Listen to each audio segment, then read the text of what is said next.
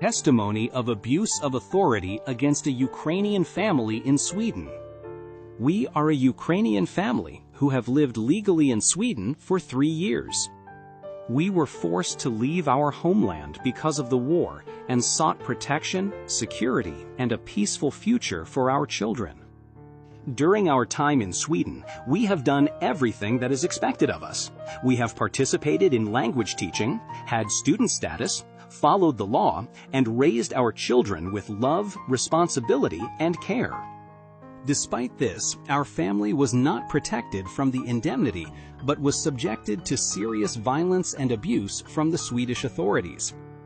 We are still in shock and deep psychological stress.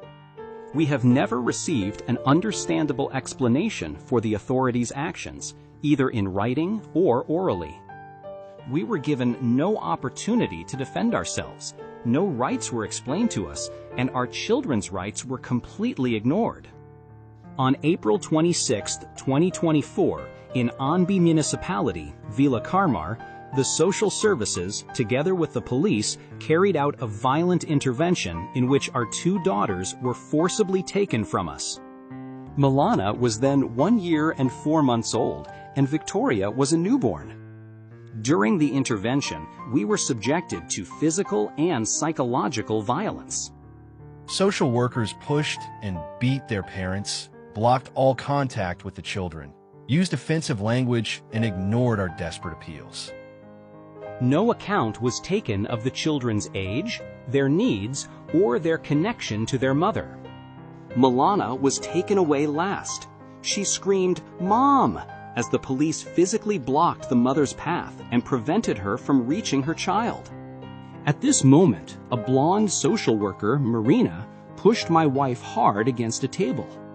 If I hadn't intervened and caught her, she could have been seriously injured. When Victoria was taken from us, she was literally torn from her mother's chest. At the same time, the mother was subjected to severe physical pressure and nudges. This action was not only violently, it was inhumanely degrading and deeply traumatizing, both for the children and for us as parents. On May 15, 2025, the abuse was repeated. The social services took our newborn son, Artem, directly from the hospital immediately after giving birth. We were not given the opportunity to protect our children. No alternative solution was offered to reduce trauma for the child or mother. Again, power was used instead of dialogue, coercion instead of humanity. We're not criminals. We are not alcoholics. We are not a danger to our children. We are loving, present, and responsible parents who live for our children and fight for them every day.